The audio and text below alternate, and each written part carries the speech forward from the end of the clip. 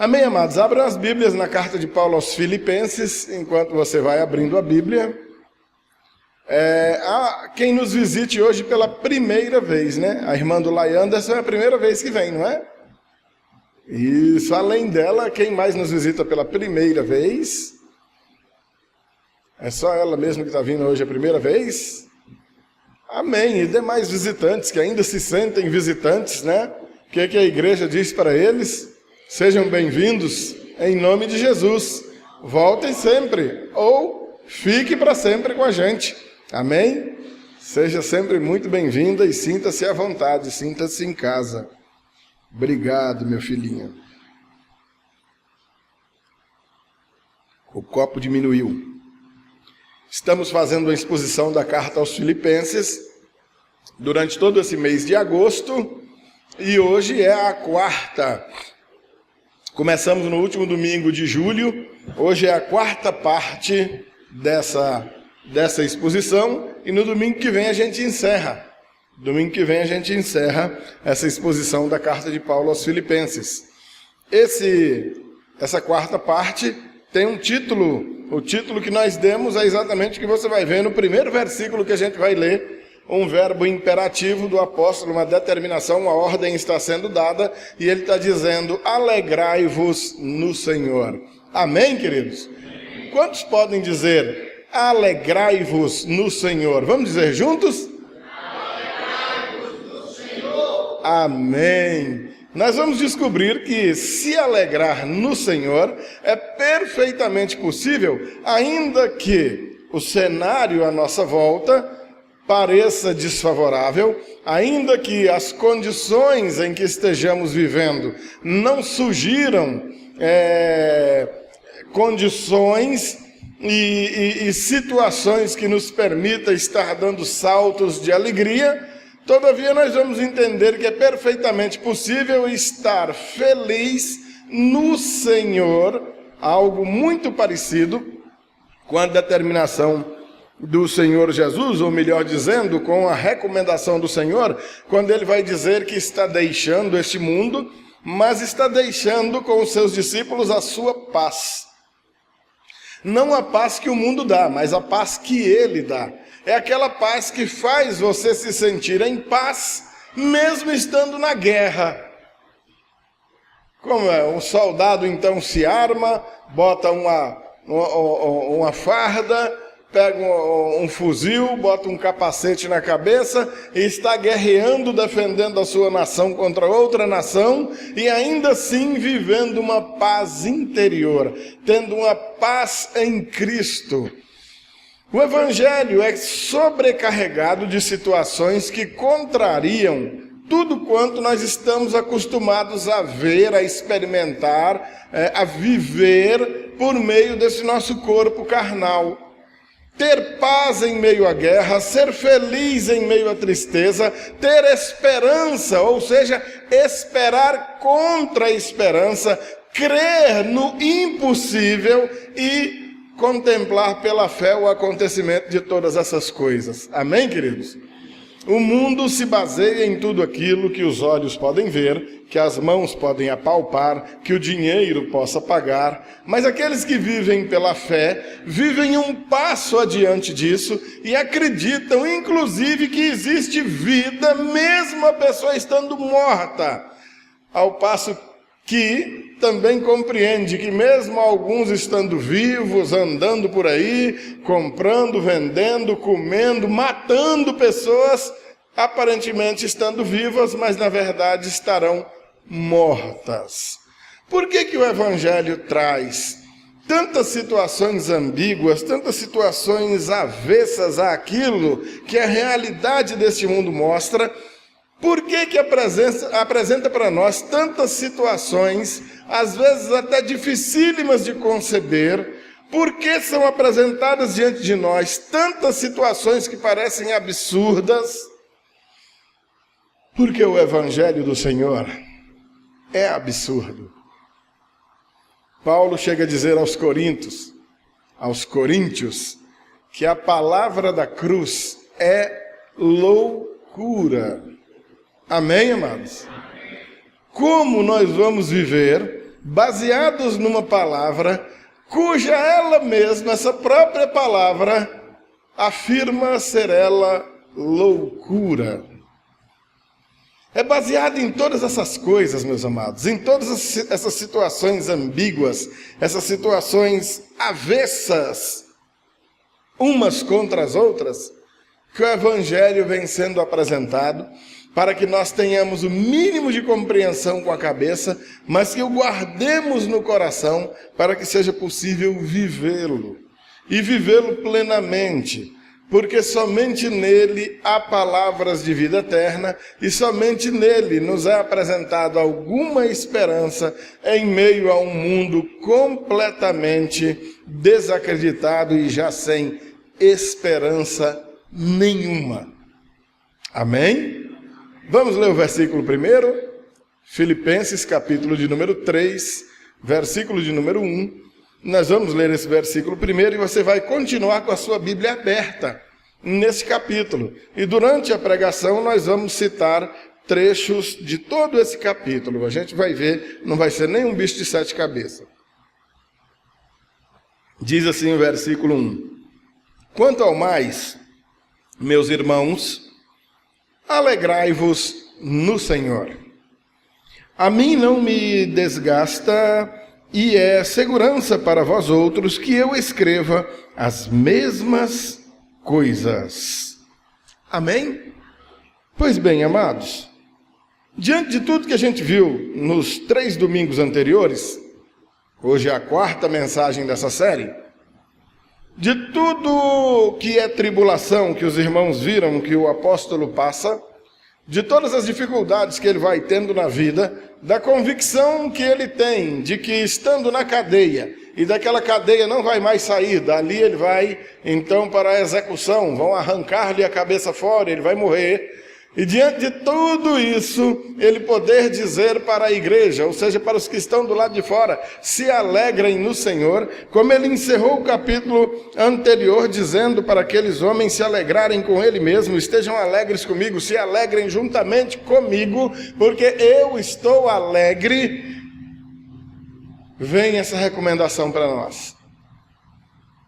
Mais uma vez, vem aquela velha máxima do excesso de repetitividade, de repetições acerca das recomendações da palavra de Deus. Quanta repetição, quanta repetição. Jesus repete tantas vezes a mesma coisa, a mesma fala. Os apóstolos repetem tantas vezes a mesma fala. Paulo diz uma coisa lá adiante, Pedro diz também, o Tiago vai dizer também a mesma coisa. O Lucas diz isso no Evangelho, também diz no livro de Atos. Os 4 evangelistas escrevem praticamente a mesma coisa. Tanta repetição acerca da mesma coisa, por quê? Primeiro, porque não é pesado repetir. Segundo, porque os autores desse texto sagrado estão cheios do Espírito Santo. Seus corações estão transbordando de palavra de Deus. Seus corações estão transbordando de presença de Deus. E a palavra diz que a boca fala do que está cheio o coração.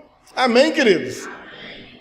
Confiando contra a esperança, esses homens só têm motivos para se desesperar. Não obstante, esses homens estão alegres e estão passando adiante essa mensagem de alegria e de confiança.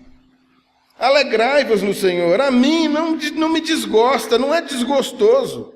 E é segurança para vós outros que eu escreva as mesmas coisas, que eu esteja repetindo isso de novo. Eu estou alegre no Senhor e eu quero que vocês se alegrem também. Amém, amados? Evidentemente não é o que nós vivemos. Se a gente sair perguntando um por um aqui, quais são os motivos de alegria que você tem hoje? Nós temos uma listinha aí.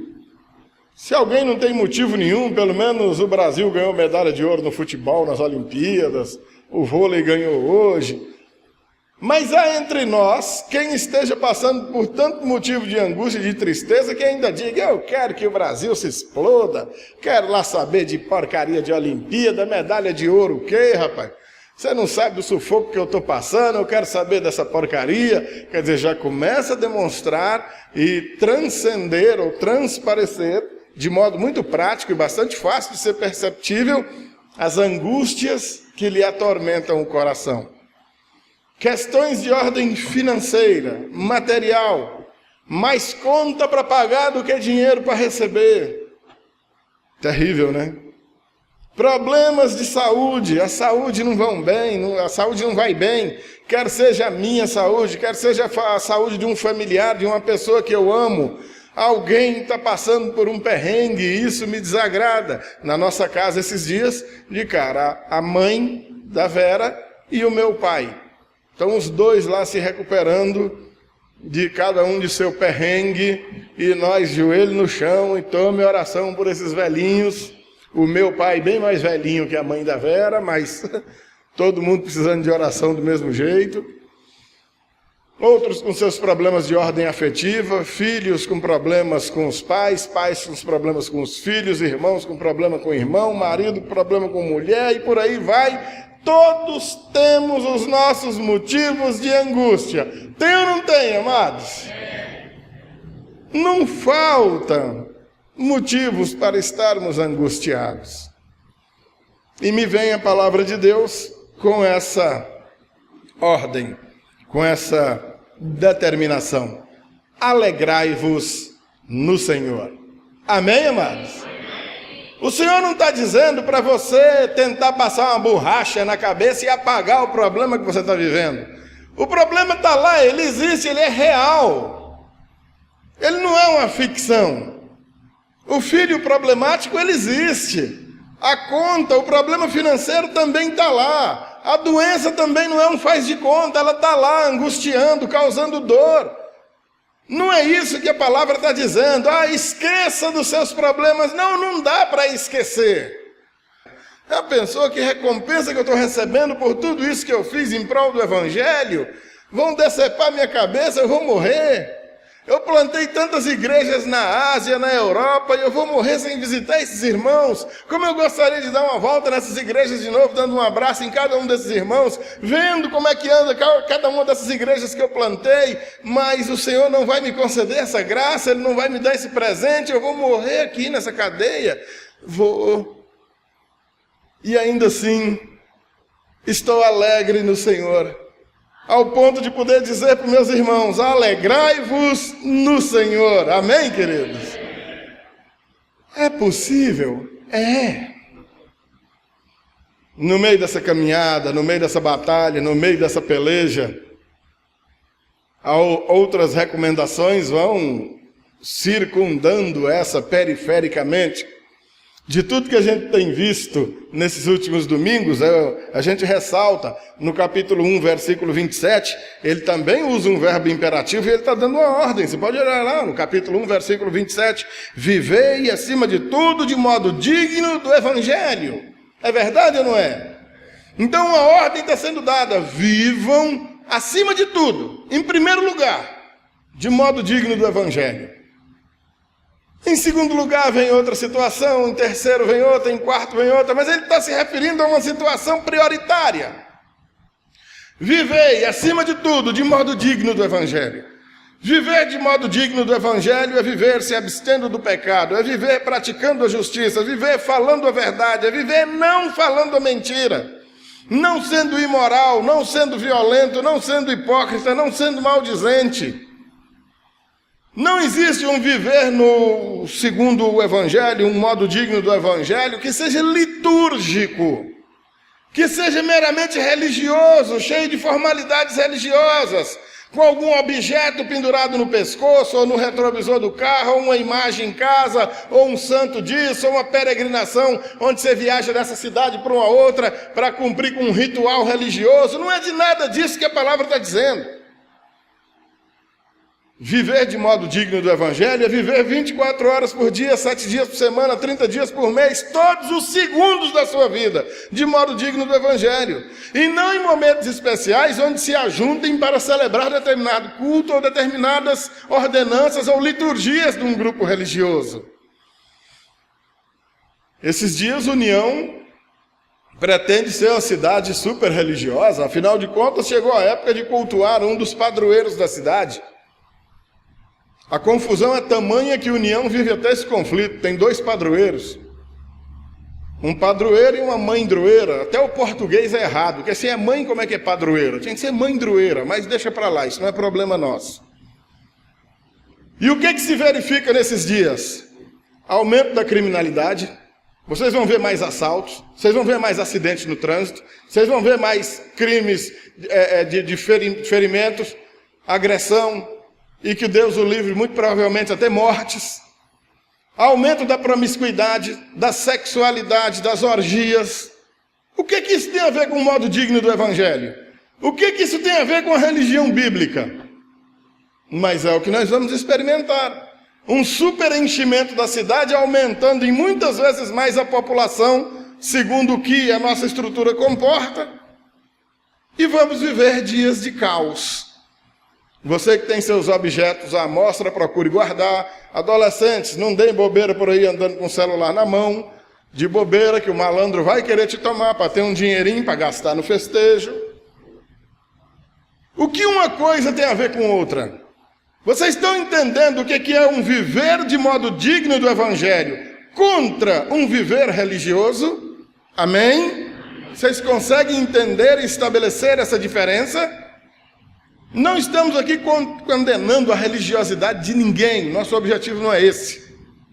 Se você é um católico, você é um bom católico, vai prestar seu culto, vai participar de suas procissões, de suas orações. Nós não temos nada a ver com isso. Eu estou falando de dados comprovados por números que estão aí para todo mundo ver.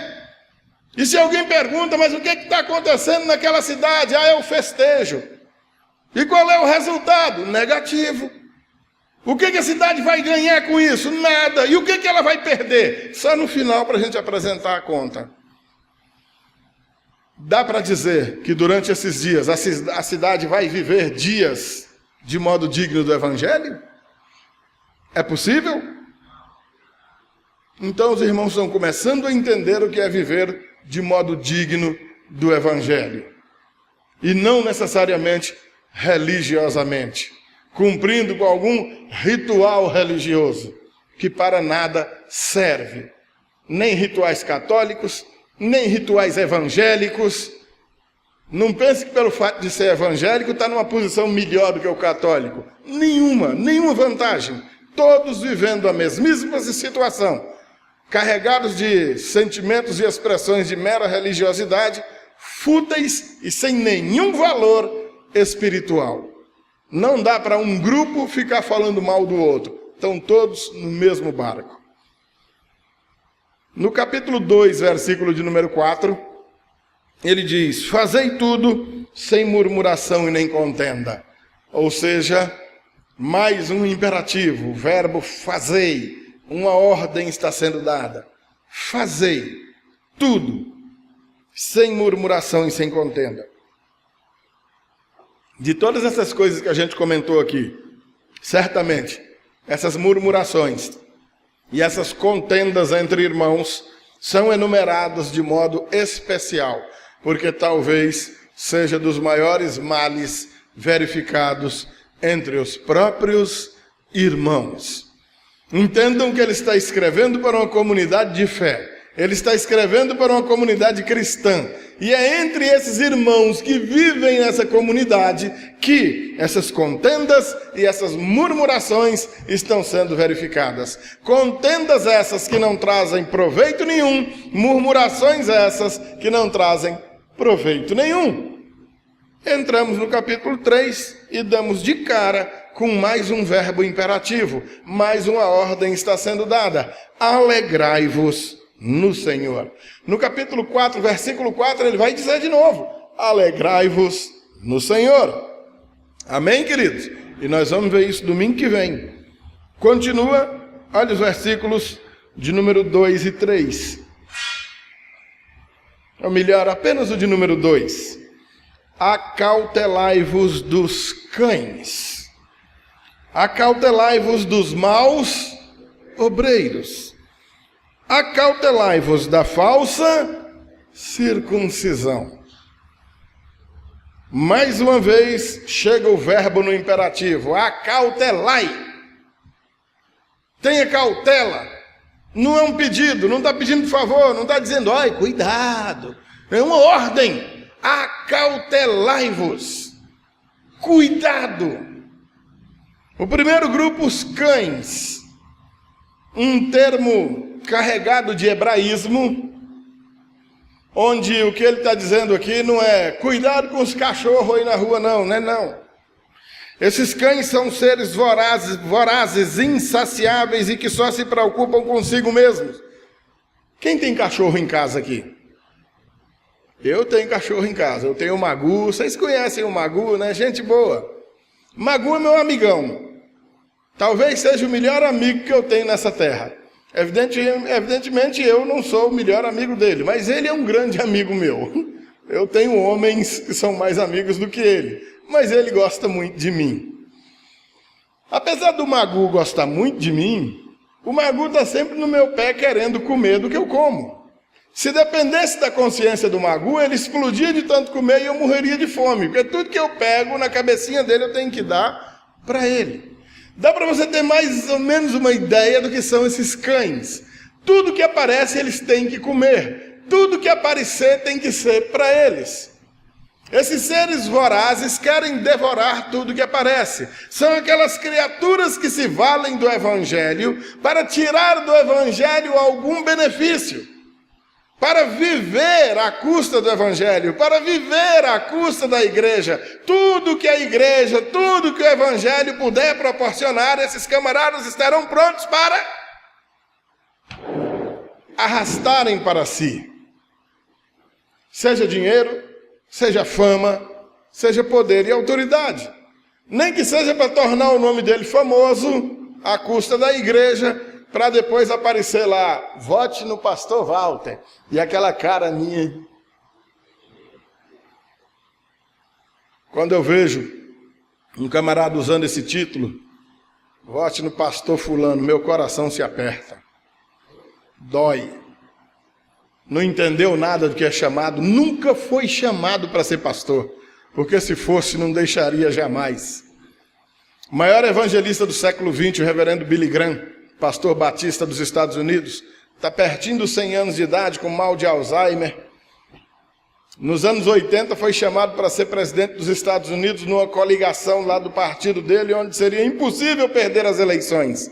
Lançaram o nome de Billy Graham com toda força, porque era, como a gente diz lá no Goiás, inhambu na capanga. Quando levaram um comunicado para ele, todos empolgadinhos, naquela alegria, o reverendo Billy Graham disse, vocês estão ficando loucos, rapaz.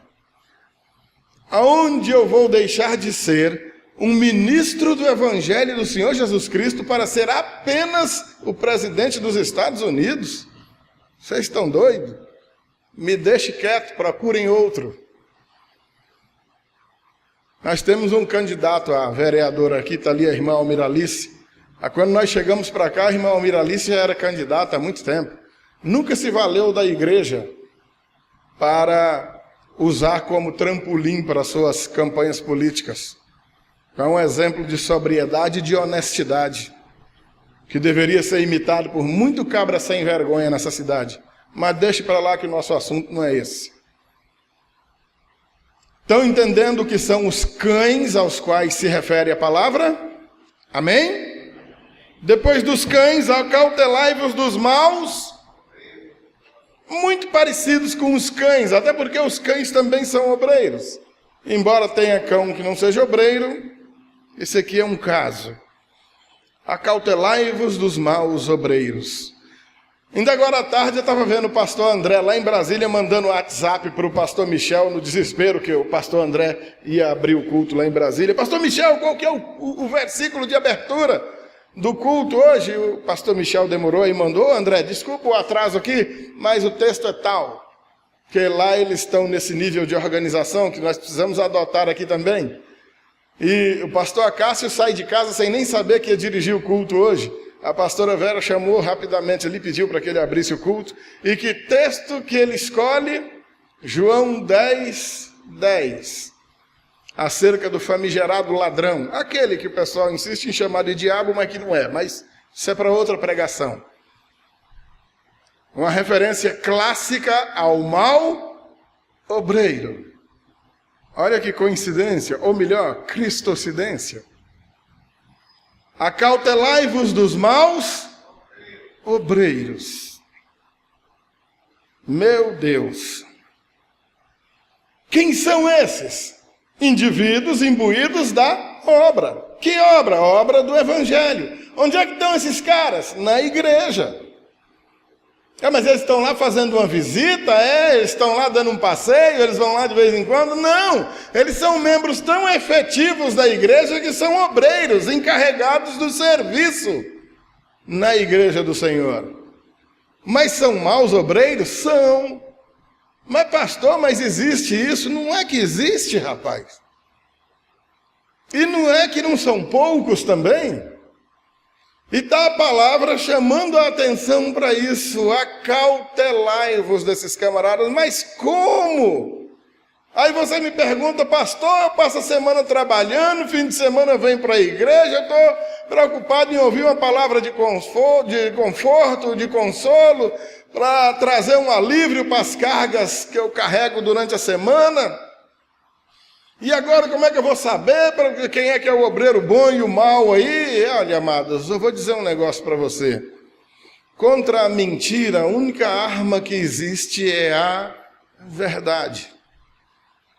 Conhecereis a verdade vos libertará. João 8:32. Não existe outro meio de você se vacinar contra a mentira. Conheça a palavra de Deus. Se relacione com a palavra de Deus, seja íntimo da palavra de Deus, se relacione com os obreiros aos quais são encarregados, têm sido encarregados de dirigir o culto, de dirigir a obra da congregação a qual você faz parte. Conheça-o nas 24 horas do dia, o que é que ele faz, por onde ele anda, com quem ele anda. Dessa maneira você vai identificar, e de modo muito fácil, quem seja o bom e quem seja o mau obreiro. Amém, querido? Tenha cautela. Acautelai-vos, porque eles existem. E o pior, fazem um estrago danado. Muito grande. E acautelai-vos da falsa circuncisão. É apenas uma referência direta à mera religiosidade e o legalismo dos judeus daqueles dias. Nós que andamos, ou que adoramos a Deus no Espírito, e nos gloriamos em Cristo Jesus, e não confiamos na carne. Nós, que não estamos preocupados com liturgias e nem com ritos religiosos, mas que vivemos espiritualmente preocupados em agradar a Deus, e não necessariamente em agradar a homens. Agradar a homens é muito fácil, porque você faz isso no momento e o cara está olhando para você. Mas o temor de Deus se expressa na vida do homem a partir do momento que não tem ninguém te olhando, mas você sabe que Ele está vendo. Isso é andar no Espírito, isso é viver no Espírito, isso é ter uma vida condizente com quem realmente teme a Deus. Não vai maquinar o mal em seu coração, porque se você conhece a Deus, você sabe que Ele sonda o seu coração. Vai controlar até os seus pensamentos, porque você sabe que a palavra não precisa vir à boca, porque Ele sonda os seus pensamentos. Nós andamos assim. Independente de ter alguém vendo ou não, nós estamos praticando as obras de justiça, porque tememos ao nosso Deus e conhecemos esse Deus verdadeiro, e sabemos que em tempo integral, o tempo todo, Ele nos vê. Ele nos conhece, Ele nos sonda. Amém, amados? Seguindo lá do versículo 7 em diante, depois que ele faz uma apresentação de que religiosidade por religiosidade, ninguém é tão bom de religião quanto ele mesmo, aí no versículo 7 ele vai dizer, mas o que para mim era lucro, ou seja, toda aquela autoridade que eu tinha, toda aquela religiosidade que eu tinha, toda aquela perfeição que eu tinha lá com os meus irmãos de religião, todo o meu rigor naquela lei, ele está considerando lixo, refúgio, esterco, nada. Mas o que para mim, versículo 7, era lucro, isto considerei perda por causa de Cristo. Versículo 8, sim, deveras considero tudo como perda por causa da sublimidade do conhecimento de Cristo Jesus. Amém, amados? Amém, queridos? Olha, amado, a partir do momento que você realmente conhece o Senhor Jesus, Quando você sabe quem verdadeiramente é o Senhor Jesus, tudo quanto você já creu na vida, tudo quanto você já fez na vida, tudo pelo qual você já pensou em dar a vida algum dia, se torna absolutamente nada diante do conhecimento da sublimidade do Senhor Jesus. Total, completo, absoluto, supremo, soberano, nada maior do que Ele, nada melhor do que Ele. Amém, amados? Amém. Quando você conhecer o Senhor Jesus verdadeiramente, tudo quanto você já pensou que era uma maravilha, você vai ver que não era nada. Meu Senhor, por amor do qual perdi todas as coisas e as considero como refúgio para ganhar a Cristo e ser achado nele, não tendo justiça própria que procede da lei, senão a que é mediante a fé em Cristo, a justiça que procede de Deus, baseada na fé, para o conhecer e o poder da sua ressurreição e a comunhão dos seus sofrimentos, comunhão dos seus sofrimentos, participar neles também, conformando-me com ele na sua morte, ou seja, tomando a mesma forma. Se ele morreu, quem sou eu para não morrer também? Se ele sofreu, quem sou eu para não sofrer também? Se ele venceu o pecado, nele eu venço também. Amém, amados? Para, de algum modo, alcançar a ressurreição dentre os mortos. Olha, queridos,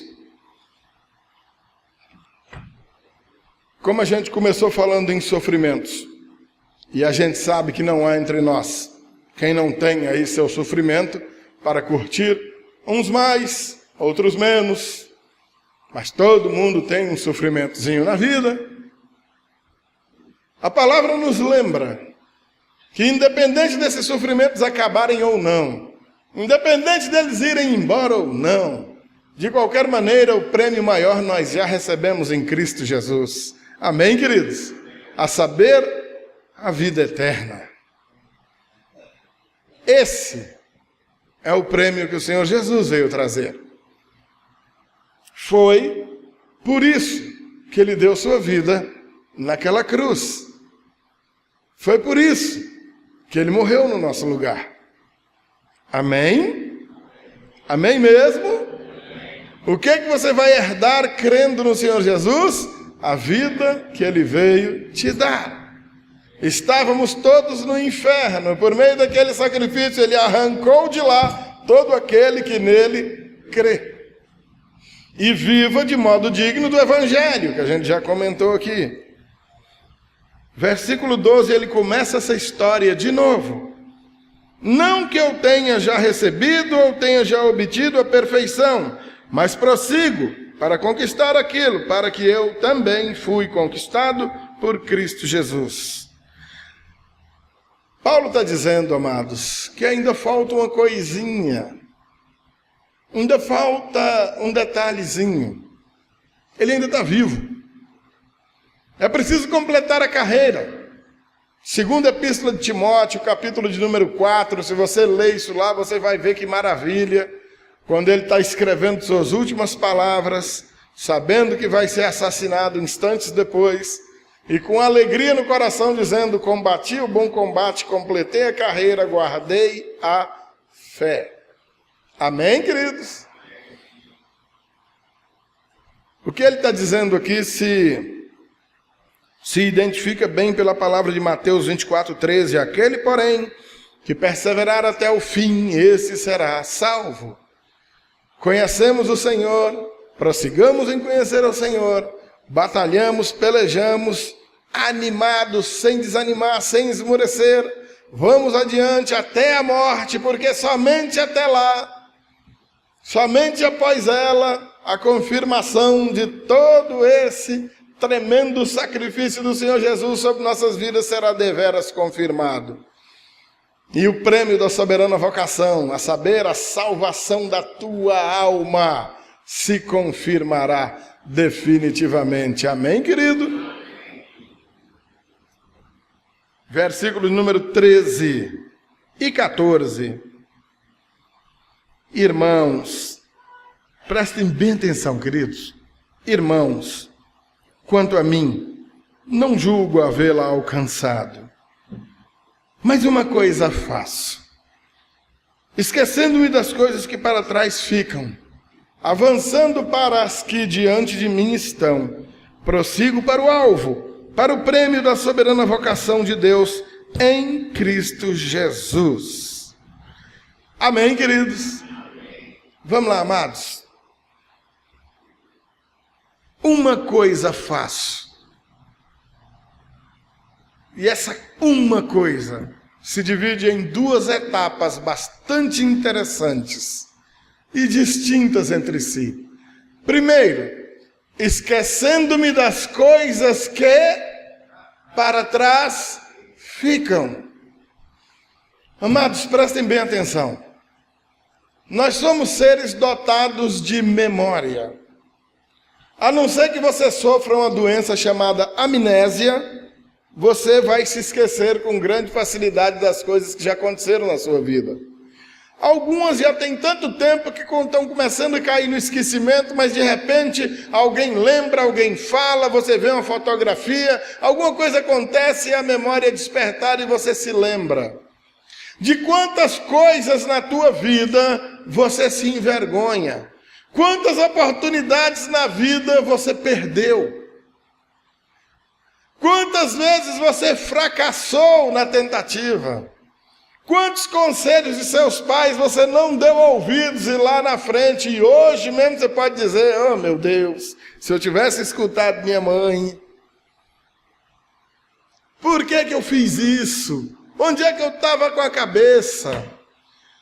Nesse pacote de coisas que ficam para trás, algumas delas nos envergonham, algumas delas nos entristecem, algumas delas nos constrangem, de algumas nós não gostamos nem de lembrar, mas lembramos, não tem outro jeito. Como eu falei, para a gente não lembrar de jeito nenhum, só se adoecer, só se tiver amnésia. Tomar uma pancada muito grande na cabeça, dependendo da região do cérebro que abalar, aí você vai apagar a memória. Fora isso, você sempre vai lembrar. Então, que conselho é esse do apóstolo, esquecendo-me das coisas que para trás ficam? Quanta coisa você não deveria ter feito, mas fez. Quanta coisa você deveria ter feito diferente, não é? Mas não fez. De quanta coisa você tem que se arrepender? Eu já me arrependi, pastor. Isso, opa, então começamos a tomar a decisão certa. O que vem a ser arrependimento? Não confunda arrependimento com remorsozinho. Quem sente o remorso faz a besteira de manhã, quando é de tarde faz de novo. Quem se arrepende faz e nunca mais faz outra vez, abandona. Isso é arrependimento. Abandonar definitivamente aquela prática que te trazia vergonha e que te traz vergonha até os dias de hoje. E nesse ínterim, a gente encontra pessoas ao longo dessa caminhada que de tão envergonhadas com alguma coisa que fez, quando nós apresentamos o evangelho a elas, elas dizem, não, pastor, para mim não tem jeito não, eu já estou perdido mesmo. Eu digo, bom, você não está mais perdido do que eu. Não, para mim não tem jeito não. Eu falei, mas para mim também não tem. Não, mas eu vou para o inferno mesmo, mas eu não vou. Mas o que aconteceu? Jesus me tirou de lá, realmente não tinha jeito para mim. Era impossível para mim, mas para ele não era. Ele me arrancou de lá. Ele perdoou o meu pecado e ele perdoa o teu também. E o cara vai, pastor, porque o senhor não sabe o que eu fiz. Não interessa. Ele perdoa. Você está arrependido de todo o coração? Ele perdoa. Esse esquecimento ao qual Paulo está falando não é sofrer de amnésia, não. É deixar para trás as coisas que passaram. Não tem mais jeito de voltar lá. Aquele negócio de máquina do tempo é só em filme de ficção. Aquilo não existe de verdade. O tempo não volta. Nós só podemos andar para frente. Amém, queridos? O que você fez e ficou no passado não tem como ser desfeito, tem como você proceder de modo diferente agora. E a palavra trata disso de modo bem interessante. Você que roubava, não roube mais. Você que mentia, não minta mais. Amém, amados? Antes trabalhe com suas mãos. Se empenhe por viver vida reta. O negócio é para frente, a nossa preocupação é com o futuro. O passado não pode ser mudado, ele já foi escrito, já virou a página. E é isso que o apóstolo está dizendo. Olha a situação de Paulo. Quem foi Paulo? Ele perseguiu a igreja do Senhor. Ele prendeu, espancou, concordou com a morte, quem sabe matou cristãos. E agora está ele no meio do grupo de cristãos. E pessoas o acusando. Esse camarada perseguiu a igreja, esse cara matou crente. E agora está ele pregando junto com os crentes. Que coisa! E agora, amados? Quantas vezes na minha vida eu falei mal de crente? Tá, meu companheiro ali, o pastor Acácio, que chegou a dizer que negócio de crente, porque botou os crentes para correr. Imagina um homem desse tamanho, 2 metros de altura, coitado do crente querendo evangelizar ele botando para correr. Sai daqui, rapaz. Hoje está ele aqui pregando o evangelho e só ele e Deus sabem o que ele passou para poder estar aqui. O tanto que esse homão teve que diminuir, se dobrar diante do Senhor, se humilhar. E ele vai parar com a pregação agora, porque no passado ele botou crente para correr? Não, agora chegou a vez dele tomar carreira também. O evangelho é assim. Funciona desse jeito. Esquecendo-me das coisas que para trás ficam. Primeira providência que você vai tomar. Esqueça teu passado. Pastor, não consigo. Tá bom, lembre-se, mas lembre-se com a convicção de que o Senhor já te perdoou. Vira a página, vira o disco, vamos andar para frente. Amém, queridos? Prossigo. Opa, primeiro esqueço das coisas que ficaram para trás. Segunda, prossigo. Prosseguir é continuar, é caminhar, é andar, é ir adiante. Amém, amados? Se tem problemas na vida, alguns vão ser tratados, uns o Senhor vai eliminar, outros Ele não vai eliminar, outros vão até aumentar. Mas a vida eterna está garantida para aquele que crê. Amém, amados? Creia nisso em nome de Jesus. Versículo 15. Olha só, vejam bem. Todos, pois, que somos perfeitos... Opa, espera lá. Conversa é essa, rapaz? Quem somos perfeitos? Paulo está escrevendo para quem? Está falando com a igreja, amados. Está falando com os santos do Senhor. E não é santo morto, não. É santo vivo. Todos nós que somos perfeitos, tenhamos esse sentimento. Mas como assim? Nós somos perfeitos? É aí que está, amados. É evidente que nós somos imperfeitos. Nós somos seres humanos e só de sermos seres humanos já nascemos imperfeitos. E olha que nós somos a coroa da criação de Deus, os seres mais perfeitos do universo. Ainda assim somos imperfeitos. Mas Paulo está se dirigindo a um grupo especial dentro da sociedade.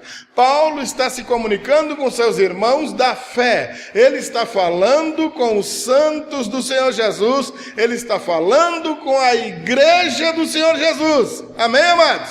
E essa igreja está sendo chamada, ou os homens dessa igreja estão sendo chamados de perfeitos. Olha, nós que somos perfeitos, mas como assim, rapaz? Aí que está. Preste atenção, amado. Nós não somos perfeitos por nós mesmos. Nós não somos perfeitos por nossa índole, nosso caráter, a nossa beleza, por mais que eu seja um homem bonito, e eu sou mesmo, mas não é por causa disso que eu sou perfeito. Você está entendendo, querido? A palavra diz, o Salmo 18:32, por exemplo, diz assim: o Deus que me revestiu de força e aperfeiçoou o meu caminho. Opa, peraí, É o Senhor que aperfeiçoa. É Ele quem torna perfeito. Hebreus capítulo 10, versículo 14, diz assim: porque com uma única oferta aperfeiçoou para sempre quantos estão sendo santificados. Presta atenção, queridos. Nós somos perfeitos, sim, enquanto aperfeiçoados pelo Senhor. Ele nos tem aperfeiçoado nele mesmo. O Espírito Santo em nós nos aperfeiçoa e vai moldando em nós um caráter diferenciado de homens e mulheres que levam uma vida completamente diferente da vida que o resto do mundo leva. Amém, amados?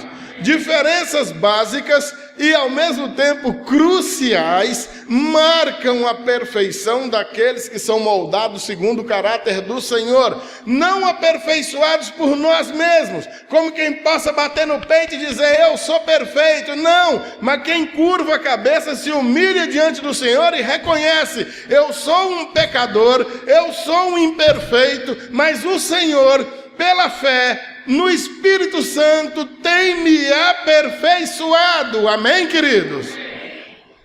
O resto do mundo nos tem por terríveis seres arrogantes, porque dizemos que somos perfeitos. E se você não sabe colocar bem essas palavras, verdadeiramente, você vai suscitar ainda mais, vai despertar ainda mais sentimento de arrogância por parte das pessoas, porque é assim que o mundo irá nos ver, como seres arrogantes. Somos perfeitos enquanto Ele nos tem aperfeiçoados, e não por causa da força do nosso braço, ou da inteligência da nossa cabeça. Somos aperfeiçoados no Espírito Santo. Amém, amados? Versículo 17.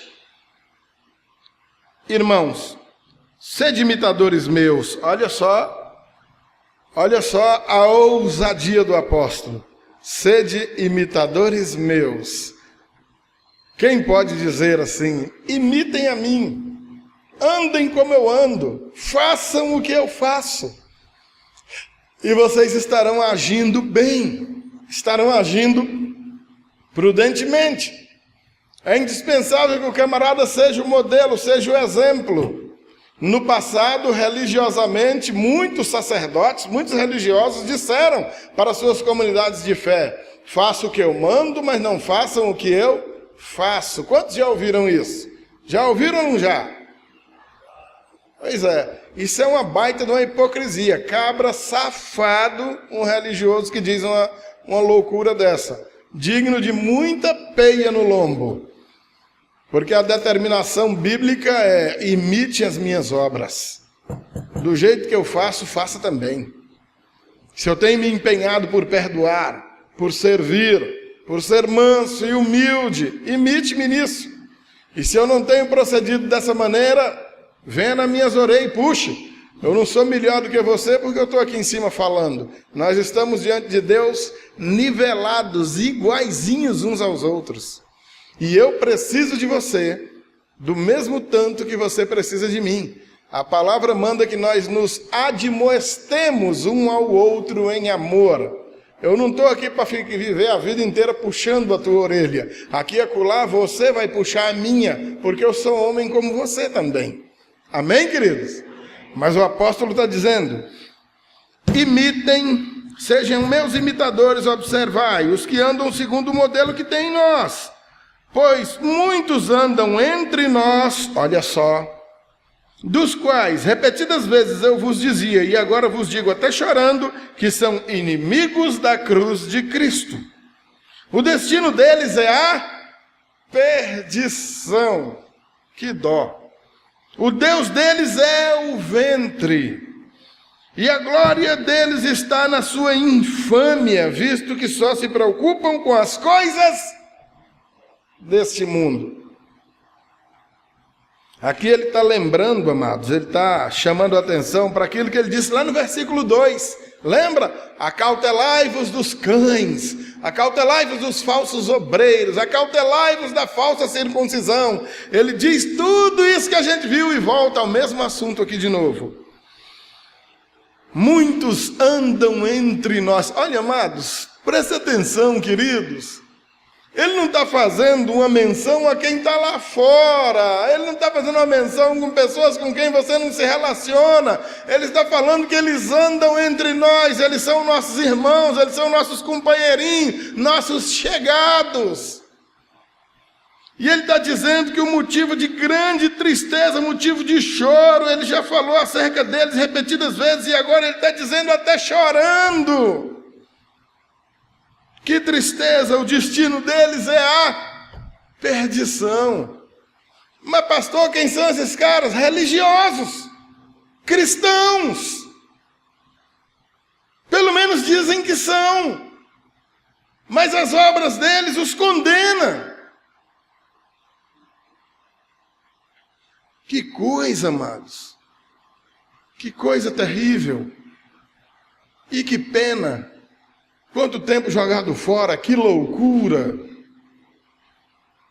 Que marmota. Uma vida de religiosidade para não servir para absolutamente nada. O destino deles é a perdição, ele está dizendo aqui. Meros religiosos. Quando perfeitos, perfeitos em si mesmos, não foram aperfeiçoados pelo Senhor. Que coisa triste. Para finalizar, os versículos 20 e 21. Depois que no 19 ele vai dizer que o motivo de perdição desses caras, que o Deus deles é o próprio bucho, e que só se preocupam com coisas dessa terra, ou seja, minhas contas para pagar, a minha beleza, minha saúde, meu nome, minha casa, meu carro, minha fazenda, minhas vacas, minha bicicleta.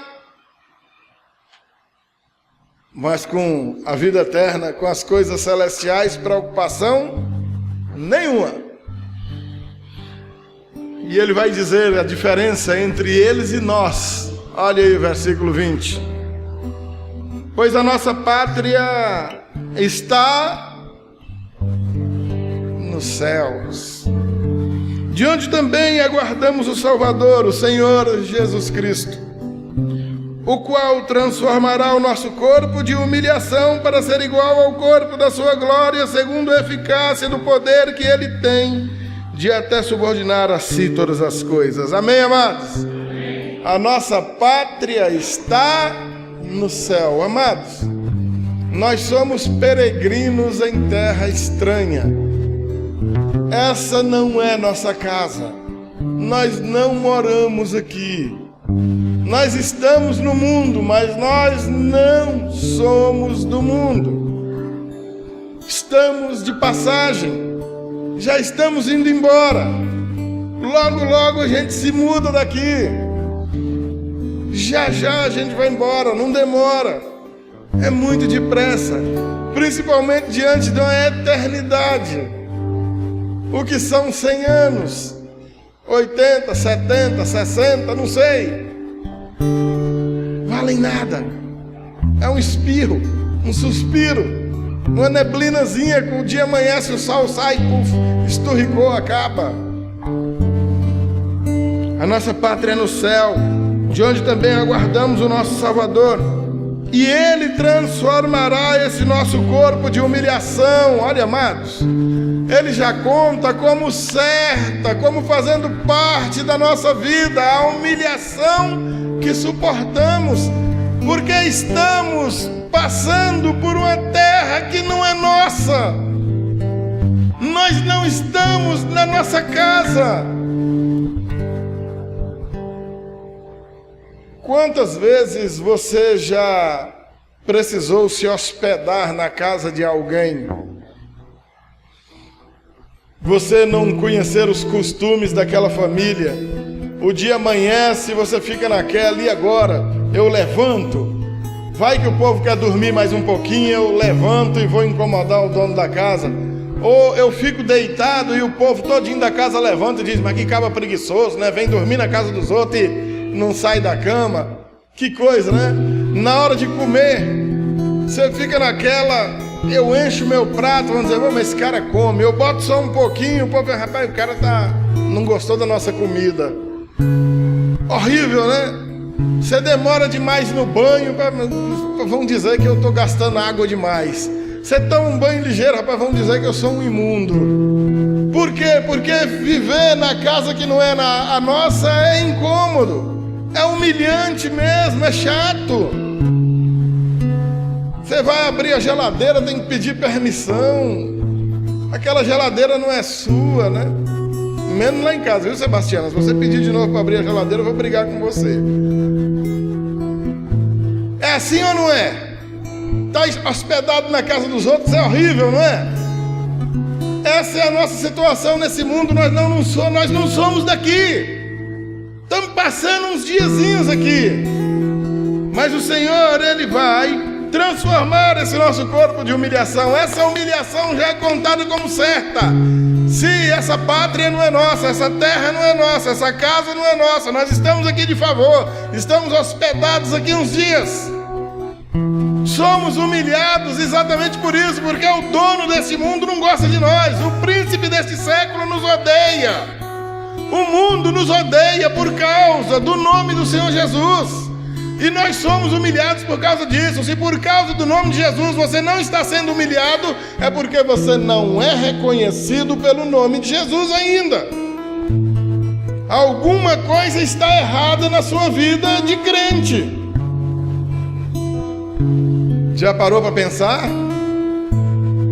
Mas Ele vai transformar esse nosso corpo de humilhação para ser igualzinho ao corpo da sua glória, segundo a eficácia do seu poder. E é por causa disso que a gente encerra essa ministração com a mesma declaração que nós começamos: alegrai-vos no Senhor. Mais uma vez eu digo: alegrai-vos no Senhor.